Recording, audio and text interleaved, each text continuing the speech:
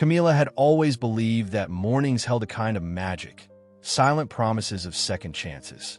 But today, the sunrise felt heavier. She slipped on her worn jacket, kissed her sleeping daughter on the forehead, and whispered a quiet prayer. Riding that rickety scooter through the coastal streets, her heart beat not just from the cold wind. Hello, I'm going to tell you this incredible story. Remember that to receive new stories like this, you can subscribe to the channel, like the video, and activate the notification bell. Let's get to the rest of the story. But from the hope clinging to her like salt in the sea air. Today wasn't just another day. It was the day that could change everything. The road ahead seemed endless, each turn carrying more than just distance. It carried dreams. Her daughter's medicine, the unpaid bills, the countless rejections, they all rode on the back of that old scooter. Every bump on the asphalt echoed like a memory of struggles she refused to let define her. This wasn't just a commute. This was survival disguised as routine, an emotional story already in motion, even before anyone else awoke. The scooter, faithful but fragile, started to whine. Its engine coughed like an old man tired of keeping up with youth. Camila's grip tightened. "Please, just a little longer," she whispered, as if the machine could understand desperation. But life, as always, doesn't bargain with need. With one last jolt, the scooter gave up, right there, near the beach where joggers passed and waves didn't care. She pushed it to the side, heart racing, hands trembling. Tears threatened to fall, but she held them back like she always did. Crying wouldn't fix a thing. Not now. Not when she was so close. She looked around. Early risers passed her by, too busy or too blind to stop. It was a real story unraveling in plain sight, yet invisible to everyone but her. Time ticked louder than the silence around her. She took her phone out, praying for signal, but the screen blinked no service. Of course it would. Everything seemed to conspire against her. And yet, she didn't give in. She couldn't. Her daughter needed her to win today. Losing was not an option. Not when the cost was a child's health. She sat down on the curb, breathing hard, legs weak from the emotional weight more than the ride itself. Every mother knows this kind of exhaustion, the kind that no sleep can cure, the kind that comes from loving someone so much it hurts. This wasn't just another touching stories moment. It was the chapter before everything changed, though she didn't know it yet. As the horizon brightened, Camila stared out toward the ocean, hoping maybe, just maybe, the tide would turn for her today. She didn't ask for a miracle, just a hand, a chance, a moment of grace. Because sometimes, in the quiet despair of a breaking morning, life begins to stir where hope was about to die. Ethan wasn't running to train for anything. He just liked how the ocean made his thoughts quieter. Jogging by the shore had become his ritual, the 1 hour where nobody asked him for decisions or numbers. That morning, the wind was cool, the sky was clear, and everything seemed ordinary until he saw her. A woman crouched by a broken scooter, visibly distressed. Something in the way she clutched her bag screamed urgency, and it pulled him in. He slowed down, pulling out one of his earbuds. She didn't notice him at first. Her eyes were too busy scanning the road, the time, and the impossibility of fixing that ancient scooter. Ethan approached gently, his tone calm, avoiding any sudden movements that might alarm her. "Do you need help?" he asked, in a voice as soft as the morning breeze. She looked up, startled, and for a second, he saw the story behind her eyes. She hesitated. Most people did, but something in his presence felt safe, maybe because he wasn't offering pity, just help. She explained she had a job interview, that it was important, and that she had no time to wait or walk. Ethan listened, really listened. He didn't need to know the details to understand urgency. It was written all over her, and it stirred something in him that didn't usually awaken during his runs. Without a word, he pulled out his phone and booked her a premium car service. Not a taxi, not a rideshare. One of those sleek, clean sedans that made people feel important, even just for 10 minutes. She blinked, unsure. "You don't have to," she started. "I know," he replied, "but I want—" She looked at him as if she wasn't used to kindness arriving uninvited. From the pouch on his running belt, he handed her a bottle of cold water. It wasn't much, but in that moment, it felt sacred. Camila accepted it with both hands, almost as if afraid it might disappear. She kept saying thank you too many times, and Ethan just smiled. "You've got this," he said as the car approached. And even he didn't know why those 3 words felt so weighted. As the driver opened the door, she turned to him again, her voice trembling slightly. "I wish I could repay you." Ethan shook his head. "You just did," he said quietly. And with that, she stepped into the car, vanishing into the city's chaos once again. But something lingered. A feeling, a question, maybe even destiny itself, whispering something neither of them could hear clearly yet. Jogging away, Ethan couldn't shake her from his thoughts. Who was she?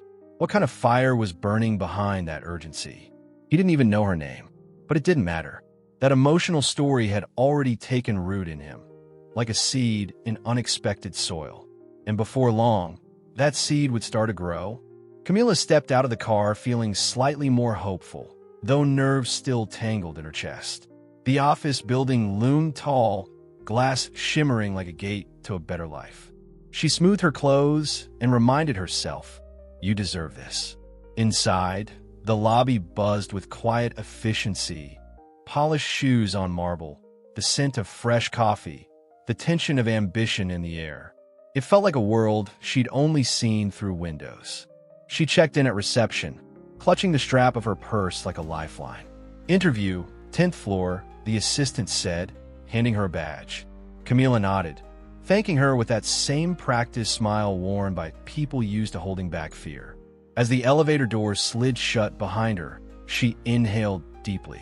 This was it, a moment that could either bridge her reality to her dreams or remind her how cruel life could be.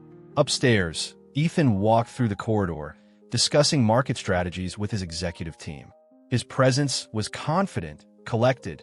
He was the man behind millions of dollars and countless decisions. But all that control slipped for a second when he passed by the glass wall of the waiting area. He stopped mid-sentence. There she was, Camila, the woman from the scooter, sitting upright, eyes scanning the room, unaware she'd already made an impression. Ethan's mind blurred as his team continued walking ahead without him. He didn't say anything, just watched her, stunned by fate's hand. He wasn't superstitious, but something about this felt orchestrated. Why her? Why here?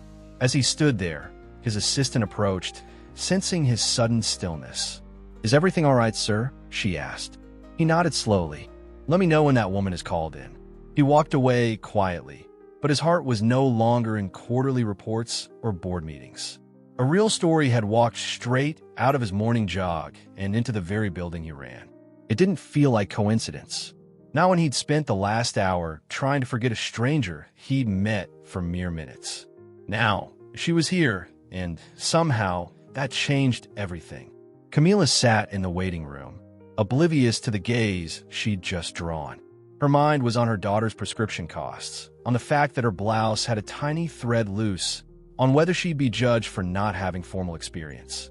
She had no idea she was already unforgettable.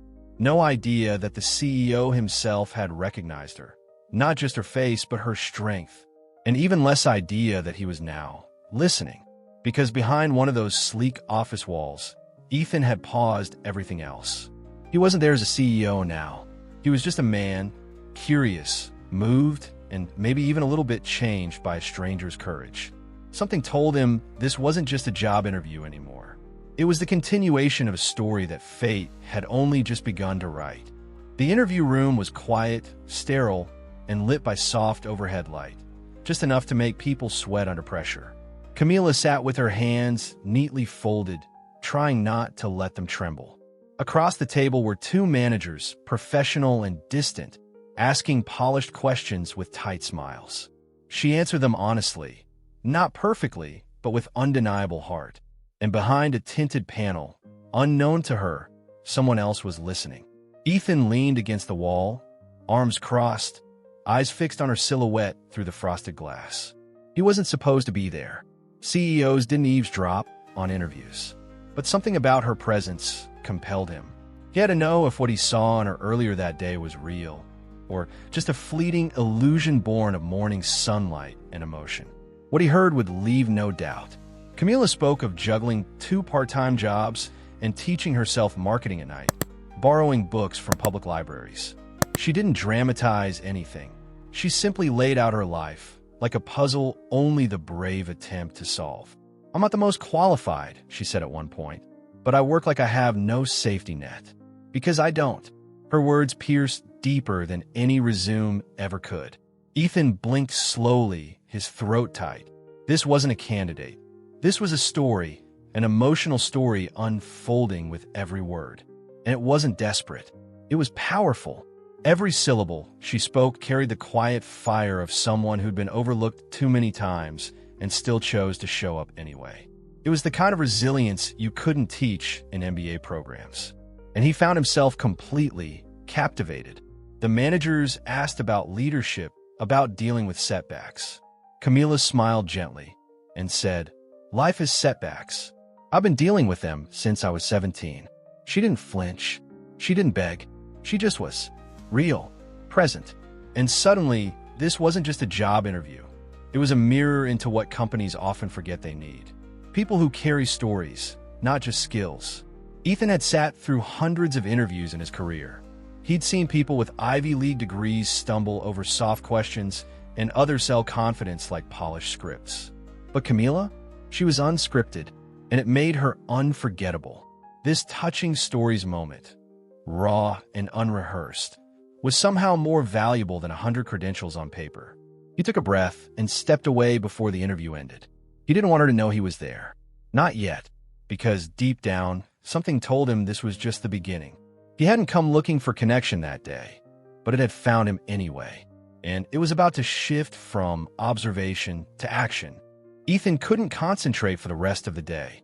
Her voice lingered in his mind, like a familiar song you can't quite place but refuse to forget. He kept replaying her words, the way she spoke of pressure without bitterness, of challenges without complaint. He'd heard countless stories in boardrooms, but this one felt personal, and that emotional story had etched itself into a space in his thoughts he didn't know existed. Later that evening, he stood by the window of his office, watching the city lights blink into life. Normally, this view made him feel powerful. Today, it made him feel small. Something about Camila had shifted his perspective, peeled away the layers of routine. He didn't want to lose the moment to corporate formality. So, against everything he usually practiced, he picked up his phone and asked his assistant for something unconventional. "Invite her to dinner," he said, pausing. Professionally, but kindly. No pressure. The assistant blinked, but followed orders. Camila received the message hours later, confused and suspicious. Was it a test? A trap? Or simply a dinner? Her first instinct was to decline, but something, curiosity, maybe hope, nudged her to say yes. And just like that, a new chapter quietly stepped into motion. They met at a quiet restaurant by the water, neither dressed to impress nor pretending to be someone else. Ethan wasn't a CEO that night. Camila wasn't a job applicant. They were just 2 people sitting across a table, guarded at first, but drawn in by something invisible. The air between them felt unspokenly heavy, not uncomfortable, just honest, like the world had finally taken a breath. As they talked, walls fell quietly. They didn't speak of profits or resumes. They spoke of books they loved, places they dreamed of visiting, and childhood memories that still made them laugh or ache. Ethan found himself listening more than he had in years. Camila found herself laughing more than she had in months. And both of them forgot they'd only just met that morning. Time slipped by unnoticed. The waitress brought the bill and left it untouched on the table for nearly an hour. They weren't done, not with their meals, but with their stories. It wasn't romantic in the traditional sense. There were no flirty glances or stage compliments. It was something deeper, something real, a connection blooming where neither expected one. By the time they walked out into the night, the city was quiet. And yet, neither of them wanted the moment to end. Ethan watched her step into her rideshare car, not as a CEO evaluating a candidate, but as a man quietly struck by grace. Something had shifted. Neither of them knew what would come next, but one thing was certain. The story had just changed shape. Days turned into weeks, and weeks into months. What began as a surprising invitation evolved into something that neither of them could deny. Ethan and Camila continued to meet, not in secret, but quietly, respectfully, away from the spotlight of office rumors or corporate expectations. He admired her drive, her way of seeing the world, her ability to laugh even when the odds weren't funny. She admired the man behind the title, the one who listened more than he spoke. Their conversations grew longer, deeper. She told him about her daughter, how bright she was, how she wanted to be a veterinarian, how hard it had been to keep her healthy. Ethan, in turn, shared parts of himself most people never saw. The pressure of being the one in charge. The loneliness of success when there's no one real to share it with. What connected them wasn't luxury or power. It was honesty and the rare courage to be vulnerable. Camila was offered the job, formally and fairly. The team had been impressed by her interview, unaware of the silent influence in the background. Ethan made sure her contract was untouched by favoritism. She accepted it with pride, standing on her own merit. But what she valued more than the role was something no salary could measure. The way Ethan saw her, believed in her, and never once tried to change her. They kept their relationship grounded. Camila still took her daughter to school every morning.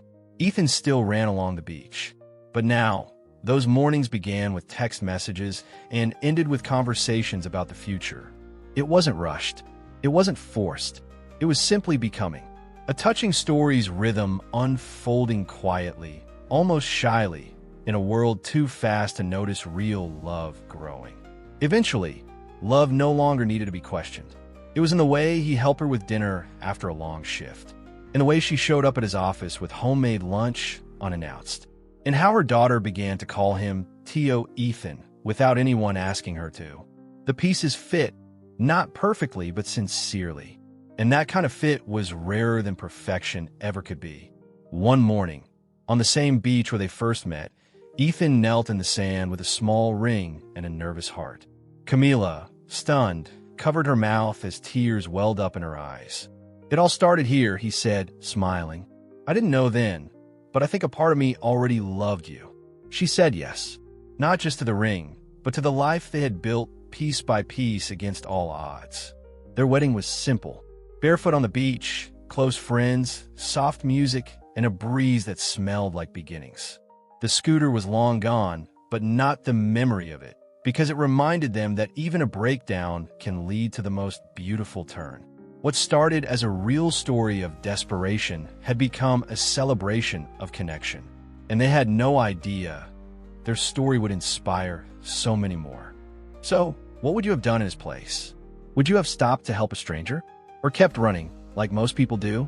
Maybe this real story stirred something in you. Or maybe it reminded you of a moment when someone changed your path without even knowing it. We want to hear about it. Your story might be the next one we tell.